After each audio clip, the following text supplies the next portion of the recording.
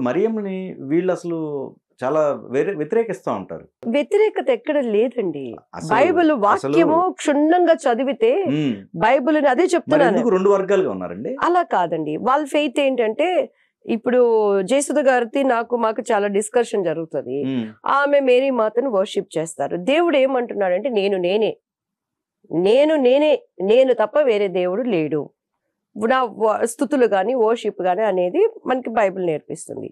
Mary మాత గారు ఆమె ఒక పుణ్య స్త్రీ, ఆమె కొనియాడబడిన స్త్రీ. ఎందుకంటే దేవునికి విధేయురాలుగా ఉంది ఆమె. ఆ పరిస్థితి దేవుడు ఆమెను చూస్ చేసుకున్నాడు, ఆమె ప్రార్థనా పరిస్థితిని బట్టి. ఆమె కొనియాడబడిన స్త్రీ. కానీ పూజ్యకు అర్హులు ఎవరు అనేది మనం తెలుసుకోవాలి. అలానే నేను వాళ్ళని వ్యతిరేకించట్లేదు. నీ ఫెయిత్ లో నువ్వు వెళ్ళు. ఆమె ఏం చెప్తారు, మీ అబ్బాయి ఉన్నాడు, నీ పనే ఏమన్నా కావాలి, రేపు మీ అబ్బాయి ఒక సీఎం అయ్యాడు దివ్య, నిన్ను అడిగితే నీ పనులు జరుగుతాయి కదా, సో తల్లిని అడిగితేనే కదా పిల్లోడు వెళ్ళిపోయి చెప్తాడు అని. ఓ మీరు ఆ స్థితిలో ఉన్నారా? రైట్ అమ్మ, వెళ్ళు, దానికి ఒక సమయం ఉంది అంటున్నాడు దేవుడు. దేవునికి నరుడికి మధ్యవర్తి ఒక్కడే, క్రీస్తు యేసు అనబడినటువంటి నరరూపధారిలో ఉన్నటువంటి దేవాది దేవుడు. ఈ మధ్యలో అడ్డుగోడలు లేవు. దేవునికి నరుడికి మధ్యవర్తి ఆయన ఉత్తరవాది, మిగతా ఎన్ని లేవు. ప్రార్థన అంటే ఏంటి? దేవునితో మనం మాట్లాడుకోవటమే. ఎడతెగక ప్రార్థన చేయమన్నాడు. మన బిజీ షెడ్యూల్లో నేను అదే అనుకునేదాన్ని, ఎట్లా ఎడతెగ నువ్వు ప్రార్థన చేయాలి, షూటింగ్ ఉంది, రేపు పొద్దున వంట చేయాలి, స్నానం చేయాలి. కానీ నేను ఏ పని చేస్తున్నా కూడా నా ఒక మనసు దేవునితో మాట్లాడుతూ ఉంటుందండి.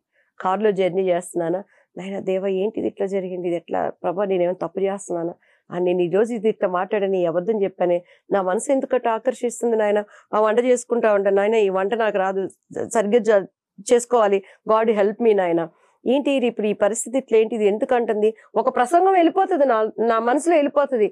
ఏంటి ఎవరికి చెప్తున్నాను ఇది ప్రసంగం. ఒక్కొక్క టైంలో అయితే మనం వెళ్ళే ప్లేస్లు కూడా దేవుడు నాకు చూపిస్తాడండి. అది చూసి ఇదేంటి, ఇది ఎప్పుడో చూసాను ఈ స్థలము, ఇవన్నీ నాకు ఎక్కడ కల్లో వచ్చిందా అనుకునే స్థితిలో ఆ ఉన్నతమైన అనుభవంలోకి దేవుడు మనల్ని తీసుకెళ్తాడు. ఇప్పుడు ప్రస్తుతం ఉన్న సిచ్యువేషన్ లో మీకు నచ్చిన అంశాలు ఏంటండి? ఒక్కటే నేను చెప్తున్నానండి, దేవుడు మనకి బైబిలే మనం ఆధారం. ఆయన ఎందుకు వచ్చాడో చెప్పాడు, మనల్ని ఎందుకు పంపిస్తున్నాడో చెప్పాడు. మనము తక్కాలకి వెళ్ళకూడదు. ఈ డిబేట్స్ అనేది ఫస్ట్ స్టాప్ చేసేయాలండి. మనం ఎవరిని విమర్శించద్దు. ఈరోజు ఆయన శివశక్తి ఆయన ఎవరు మాట్లాడుతున్నారు, ఆయన నా గురించి కూడా మాట్లాడాడు. ఏ తెలుసు ఈ దివ్యవానికి ఏదేదో మాట్లాడాడు. ఫస్ట్ నాకు చాలా రోషం వచ్చింది, ఇంటికి వెళ్ళిపోయి గొడవ పెట్టుకుందాం అన్నంత ఆవేశపడ్డాను. కొంతమంది సోదరులు నువ్వు ఎందుకు ఆమెను గురించి మాట్లాడుతున్నావు అలా అని చెప్పని అన్నారు. తర్వాత నేను అనుకున్నాను, దేవాది దేవుణ్ణి పిచ్చివాడన్నారు, ఎర్రివాడన్నాడు. ఆయన మౌని అయి ఉన్నాడు. ఎందుకంటే తన తండ్రి పంపించాడు కాబట్టి ఈ ఒబ్బి ఆయన ప్రతి దాంట్లో మనకి మాదిరికరంగా ఉండి చూపించాడు. అవసరమైతే వాళ్ళ గురించి ప్రార్థన చేయి.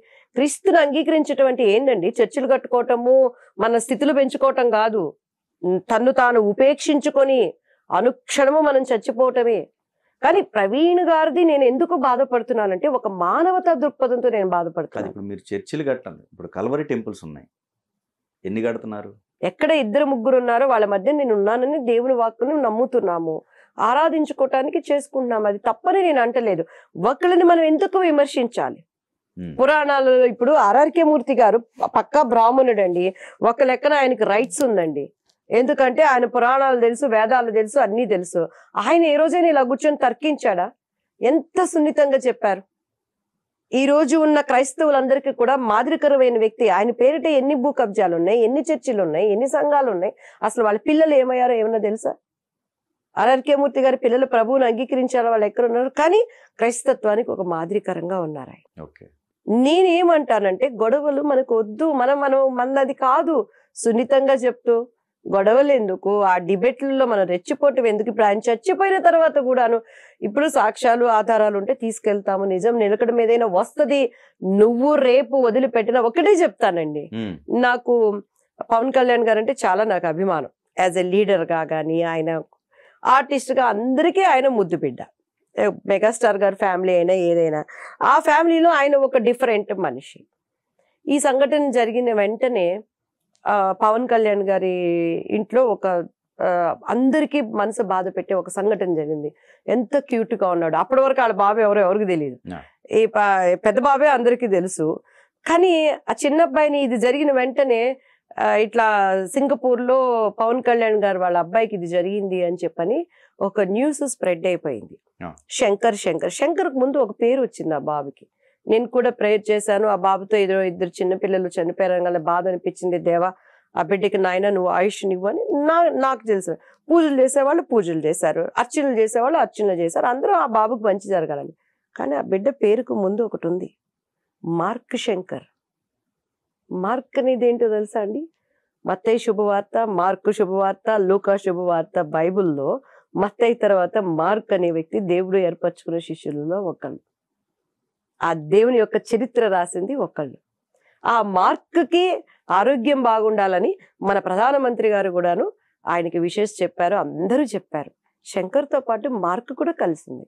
కానీ అన్నా లెజినో గారు ఇండియా వచ్చి తన భర్తని ఆమె ఎంత ప్రేమించిందో అక్కడ చూపించింది. ఆ బాండేజ్ని ఆమె చూపించింది. చక్కగా ఆమె తన తలనీలాలని దేవుడికి ఇచ్చి, దానిని కూడా కొంతమంది తప్పు పెట్టారు కదండి. భర్త బ్రతికుండగా నువ్వు తలనీలాలు ఇస్తావని అంటారా? నేను ఇచ్చానండి. నేను నా బాబు ఆరోగ్యం బాగున్నప్పుడు పెళ్లి పోసుకులో ఇంత పెద్ద జుట్టు, నా జుట్టు మీరు అందరూ చూశారు. అది విగ్గు కాదు. బాపు గారికి అసలు ఇది నీ జుట్టు సొంత జుట్టేనండి, సొంత జుట్టేనండి అని చెప్పాను నేను. నా జుట్టు అసలు ఫస్ట్ కట్ చేసేటప్పుడు నా ఏడుపు దేవుడికే ఎరుక. మా బాబు ఆరోగ్యం బాగాలేనప్పుడు నేను కొట్టించుకున్నాను గుండు. మా ఆయన బతికే ఉన్నారు కదా, తలనీలాలు ఇస్తున్నారు కదా. ఇటు చూస్తే ప్రతి దానికి పించి చేస్తే జనాలు ఎటుపోవాలండి. అలాని తన బిడ్డకి మార్క్ అని ఎందుకు పెట్టారు, ఆమె శంకర్ అని ఎందుకు పెట్టారు? ఇద్దరు నమ్మకాలు. పోనీ మన ప్రధానమంత్రి మోడీ గారు RSS భావాలు ఈరోజు క్రైస్తవుల పేరు ఎత్తే వాళ్ళందరినీ ఓచకోతకొచ్చి చంపేయండి అన్నారు. రైట్, ఓకే, చచ్చిపోవటానికి కూడా సిద్ధపడ్డాము దేవుని ప్రేమను మీకు చూపించటానికి. మరి మార్క్కి ఎందుకు ఆయన శుభాకాంక్షలు చెప్పారు? మార్క్ అనే పేరు ఉంది కదా ఇంట్లో, వెలేసేయాలి కదా మరి. లేకపోతే ఆ పేరుని తీసేయ పవన్ కళ్యాణ్, నువ్వు కూటమిలో ఉన్నావు కదా అని చెప్పాలి కదా. ఎటు తీసుకెళ్తున్నామండి మనం? ఎందుకు భయభ్రాంతులు? ఆయన ప్రధానమంత్రిగా ఉన్నారంటే అందరూ సంతోషంగా ఉండాలి. నిజమైన ఒక సిద్ధాంతాలు కలిగినటువంటి, నేను పేర్లు చెప్పడానికి కూడా ఇష్టపడటం, ఒక వ్యక్తి ప్రాణం తీయమని చెప్పారండి. ఒకవేళ ప్రవీణ్ పగడాల తప్పు చేస్తే ఆయన మీద కేసులు పెట్టు, నువ్వు చేసిన తప్పును నువ్వు ప్రూవ్ చేయి, నువ్వు ఇంకొకసారి ఇలా చేయొద్దు అని చెప్పారు. ప్రాణాలు తీసే అధికారం ఎవరిచ్చారు?